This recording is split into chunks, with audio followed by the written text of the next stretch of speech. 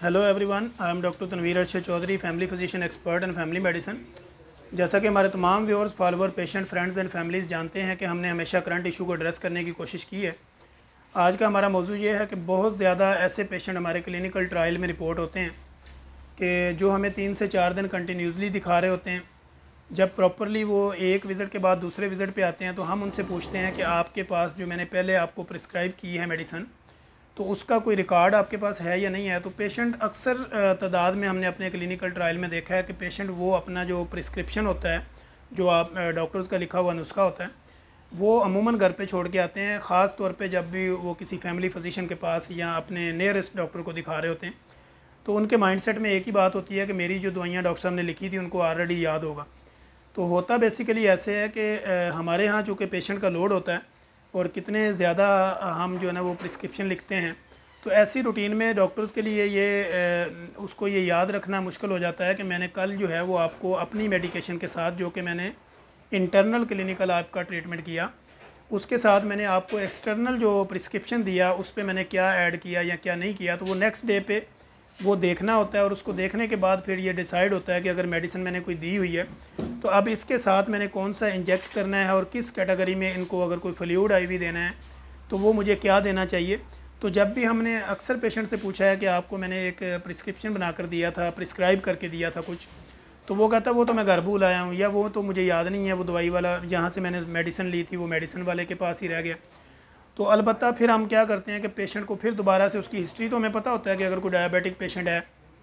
या अगर वो हाइपरटेंसिव पेशेंट है, या वो कॉन्स्टिपेशन, या कोई मैदा और CLD CKD वगैरह का कोई भी पेशेंट है, तो फैमिली फिजिशियन को इतना तो पता होता है पेशेंट की शक्ल देख के कि इसको क्या इशू है। चूँकि वो ऑलरेडी पेशेंट रेगुलर आ रहा होता है, फैमिलीज़ उनकी आ रही होती हैं, तो हमारे लिए ये जज करना मुश्किल नहीं होता कि इसको क्या क्या मर्ज़ है या क्या क्या बीमारियाँ इसको चल रही हैं। बेसिकली होता ये है कि जब हमने आपको प्रिस्क्राइब किया होता है, प्रिस्क्रिप्शन दिया होता है, तो उसकी मेन रीज़न ये होती है कि उसके ऊपर हमने आपकी बॉडी के सारी सिम्टोमेटिकली चेंजिंग जो होती हैं, जो आपने उस वक्त हमारे पास आके डिस्कस किया होता है मसला, तो वो हमने उसको साइन की सूरत में अपने लेटर पैड पे लिखा होता है, ताकि फिर नेक्स्ट डे जब आते हैं तो हमें ये पता होता है कि इसका प्रीवियस रिकॉर्ड जो है उसमें हमने कौन सी चीज़ें जो है वो उसको मेंशन किया, और पेशेंट की इस कंडीशन के मुताबिक जो है वो हमने उन चीज़ों को हाईलाइट किया होता है अपने लेटर पैड के ऊपर। एक तो पर्पज़ ये होता है नुस्खा देखने का। दूसरा ये होता है, पेशेंट कहता है कि तो वो तो आपको पता ही होगा, आपने जो दवाइयाँ लिखी। तो बेसिकली होता क्या है, तो हमें तो ऑलरेडी पेशेंट की शक्ल देख के ही ये चीज़ों का आइडिया होता है कि पेशेंट को ये इशू है। लेकिन देखना ये होता है कि अगर नेक्स्ट डे पेशेंट मेरे पास रिपीट हो रहा है तो उसको कितना फ़ायदा पहुंच रहा है, या पेशेंट की जो जिस डिज़ीज़ के साथ वो आया था, जिस कंप्लेंट्स के साथ वो क्लिनिक पे रिपोर्ट हुआ था, तो जब मैंने उसको इंटरनल मेडिसिन दी, इंटरनल हमने इंजेक्ट किया या उसको कोई फ्लूइड दिया,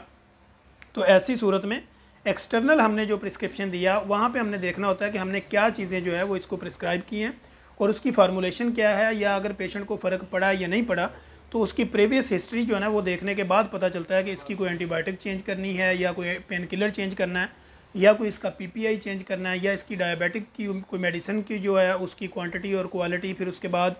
उसकी डोज़ को कैसे मैनेज करना है। तो ये सारी चीज़ें आपके प्रिस्क्रिप्शन के ऊपर होती हैं जो हमने आपको प्रिस्क्राइब करके दिया होता है। तो लिहाजा हमारे जितने भी देखने वाले viewers, follower, patient, friends and families हैं, वो किसी भी जगह जाएँ, वो कंसल्टेंट के पास जाएँ, फैमिली फिजिशियन के पास जाएँ, या किसी मेडिकल एक्सपर्ट के पास जाएँ, या किसी भी अपनी जहाँ पे स्पेशलिटी में आप जा रहे हैं, तो ट्राई करें कि आपका जो प्रीवियस रिकॉर्ड है, जो आपकी प्रिस्क्रिप्शन है, जो आपको प्रिस्क्राइब करके दी हुई मेडिसिन है, उसको हमेशा जो है वो अपने साथ रखें। अगर इन केस किसी वक्त साथ नहीं है तो उसका एक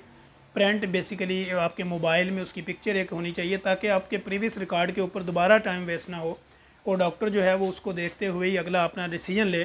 कि मैंने अब इसको कौन सी मेडिसिन पे डालना है, कौन सी मेडिकेशन इसकी करनी है, या इसको इंजेक्टेबल में कन्वर्ट करना है, या औरल मेडिसिन पे ही रखना है। तो लिहाजा आज की वीडियो बनाने का मकसद, क्योंकि हम डेली बेसिस पे देखते हैं कि अगर 10 हमने उसके लिखे होते हैं, जब वो नेक्स्ट डे आते हैं तो 10 के पास ही जो है वो अपना उसका प्रिस्क्रिप्शन नहीं होता,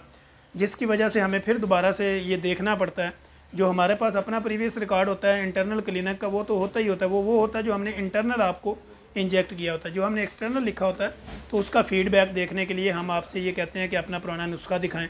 या जो हमने प्रिस्क्रिप्शन आपको दिया हुआ था वो हमें दिखाएं। तो बेसिकली देखने का मकसद आपकी हिस्ट्री को देखना होता है कि कल जब आप कंप्लेंट के साथ आए थे, कल में और आज की जो कंप्लेंट्स है उसमें आपका कितना फ़र्क आ चुका है। तो हम इंशाल्लाह कोशिश करेंगे